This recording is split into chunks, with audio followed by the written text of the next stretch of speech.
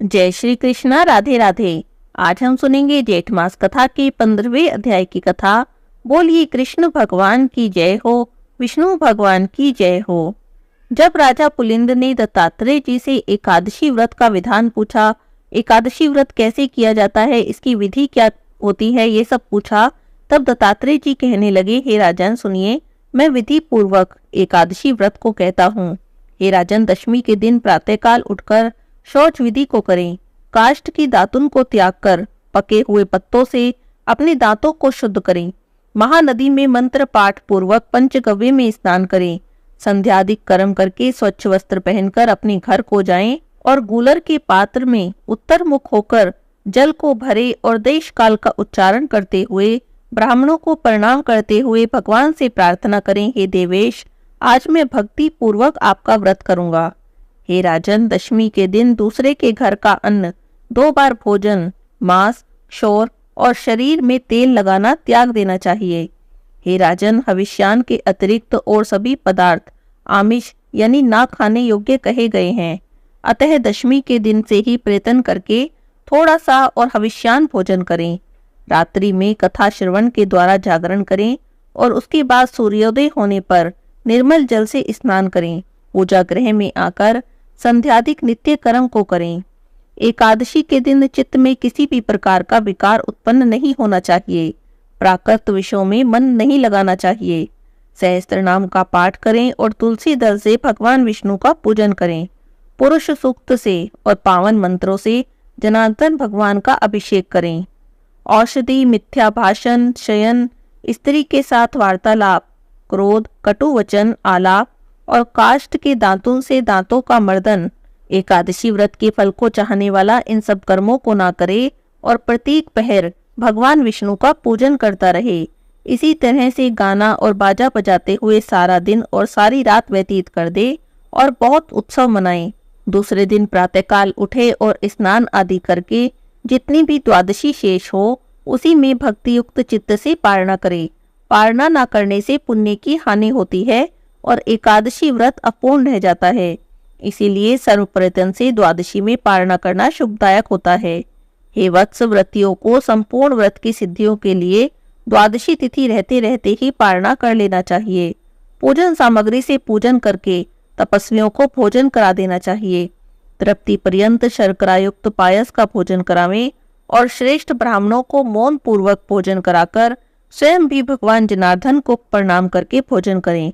पराया अन्न, आमिष यानी ना खाने योग्य वस्तु, मांस, उड़द, तेल, स्त्री सेवन, मधु, औषधि, दूसरे की चुगली, हिंसा और कांसे के बर्तन में भोजन करना, पान खाना, हजामत बनाना और 2 बार भोजन करना, इन सब बातों को द्वादशी में त्याग दें।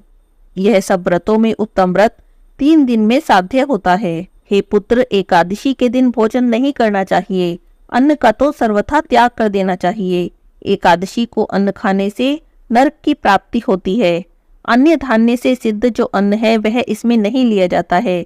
जो मोहवश एकादशी के पारण के समय पर्याप्त द्वादशी को धान्य का भोजन करते हैं, सो चंद्रायन व्रत करके वे पापों से मुक्त हो जाते हैं। हे वत्स, तुमने जो पूछा है उसका उत्तर मैंने तुम्हें दिया। तब राजा पुलिंद कहने लगे, हे तात, परम अद्भुत जो रहस्य कहा है उसके अनुष्ठान के लिए तो मुझमें शक्ति नहीं है। तब दत्तात्रेय जी बोले कि हे महाबाहो, मैं परम अद्भुत रहस्य तुमसे कहता हूँ जिसके अनुष्ठान मात्र से समस्त कार्य सफल होते हैं।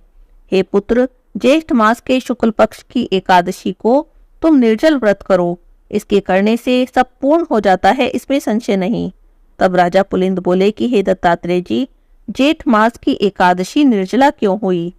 तब दत्तात्रेय जी ने कहा, हे पुत्र, प्रथम राजा प्राचीन वही ने एकादशी के दिन संपूर्ण व्रत जल रहित किया था, इसीलिए यह एकादशी जल से वर्जित हो गई, निर्जला के नाम से प्रसिद्ध हुई। निर्जला नाम से प्रसिद्ध यह एकादशी संपूर्ण पापों का नाश करने वाली कही गई है। यह कहकर दत्तात्रेय जी वहां से चले गए। इसके बाद राजा पुलिंद ने भी इस व्रत को विधि पूर्वक किया। इसी एकादशी के अनुष्ठान मात्र से राजा पुलिंद दूसरे जन्म में प्रहलाद नाम से भगवान के श्रेष्ठ भगत हुए और हिरण्यकशिपु के पुत्र हुए। वेद व्यास जी कहते हैं, हे भीमसेन, यह प्राचीन इतिहास मैंने तुमसे कहा है। इसके सुनने मात्र से तुम्हारे सब संशय दूर हो जाएंगे।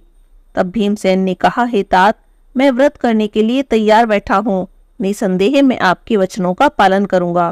स्कंद जी कहते हैं, हे ऋषियों, वेद व्यास जी के कहे अनुसार इस व्रत को भीमसेन ने किया और चक्रपाणी भगवान विष्णु की कृपा से वह सभी पापों से मुक्त हो गए। तभी से इस एकादशी को भीमसेनी एकादशी के नाम से भी जाना जाता है। स्कंद जी कहते हैं, हे ऋषियों, अब मैं आपसे सावित्री व्रत का वर्णन करूंगा। ज्येष्ठ मास की त्रयोदशी से लेकर पूर्णिमा तक 3 दिन का यह सावित्री व्रत कहा गया है। इसको स्त्रियां सौभाग्य के लिए करती हैं। पतिव्रता स्त्रियां पूर्णिमा के दिन उपवास करके पतिव्रत तिथि में पारणा करती हैं। ऋषि कहने लगे, हे स्कंद जी, हे षडानंद जी, आप इस व्रत की विधि हमसे कहिए। तब स्कंद जी ने कहा, हे ऋषियों, ज्येष्ठ मास की पूर्णिमा के दिन पतिव्रता स्त्रियां अमृत समान जल से वृक्ष का सिंचन करें और सुंदर गंध, अक्षत और पुष्प से वहां बैठकर पूजन करें। इस व्रत को समाहित चित्त से 1 वर्ष तक करें और रात्रि में भोजन करें।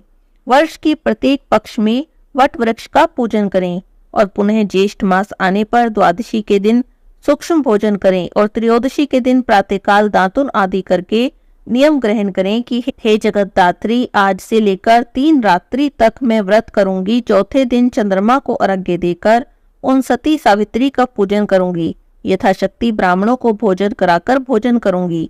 हे शुभ्रे, मेरे व्रत को पूर्ण करो, किसी भी प्रकार का विघ्न उत्पन्न न हो। उसके बाद सप्तधान्य से पूरित वंश पात्र के कलश पर स्थापित करें और उस वंश पात्र पर वस्त्र सहित प्रतिमा को स्थापित करें।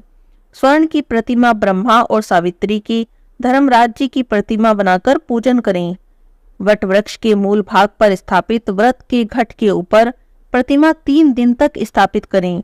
पूर्णिमा के दिन प्रातःकाल उठकर स्नान आदि नित्य क्रिया करके सम्यक प्रकार से पूजन करें।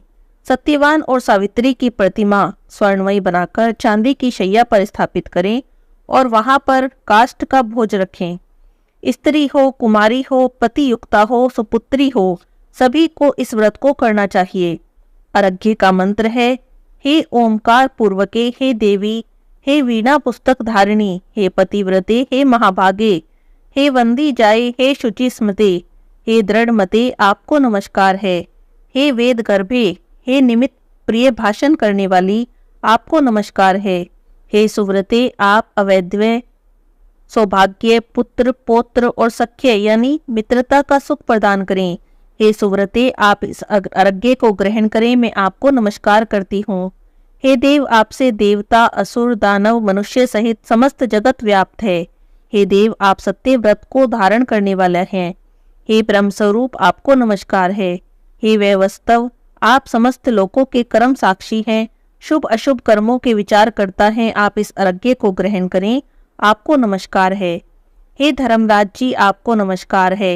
हे धर्म रूप, आप धर्मराज हैं, पितरों के स्वामी हैं, समस्त जीवों के साक्षी भूत हैं। आप इस अर्घ्य को ग्रहण करें और मुझे पति सुख प्रदान करें। इस प्रकार 1 वर्ष तक इस व्रत को करें। यदि कोई स्त्री असमर्थ हो तो 1 मास का व्रत करे। यदि 1 मास तक व्रत करने की भी क्षमता ना हो तो 3 दिन का व्रत करे। इस प्रकार पवित्र आत्मा 1 मास तक उपवास व्रत करे। जो कुलांगना ज्येष्ठ मास में प्रातःकाल स्नान नहीं करती, महान व्रत रखने पर भी उन स्त्रियों को दुर्भाग्य ही होता है। जैसे अपवित्र अर्घ की वस्तुएं, समस्त वस्तुएं निष्फल हो जाती हैं, उसी प्रकार जेठ मास में समस्त कर्म करने पर भी स्नान आदि प्रातःकाल ना करने से सभी कर्म निष्फल हो जाते हैं। हे ऋषियों, सावित्री के 3 दिन का व्रत करना और उसका विधान मैंने आप लोगों से कहा। तब व्यास जी राजा युधिष्ठिर से कहते हैं, हे राजन, जेठ मास की पूर्णिमा यदि जेठ नक्षत्र से युक्त हो तो छाता और जूता दान करने से राजा बनते हैं। मैंने यहाँ पर जेठ मास का महात्म्य आपको संक्षेप में बताया है। आपकी भक्ति देखकर, आपसे प्रसन्न होकर शेष जो भी कुछ है वह भी मैं सब आपसे कहूँगा। आज के अध्याय की कथा यहीं पर समाप्त होती है। कृष्ण भगवान की जय हो, विष्णु भगवान की जय हो।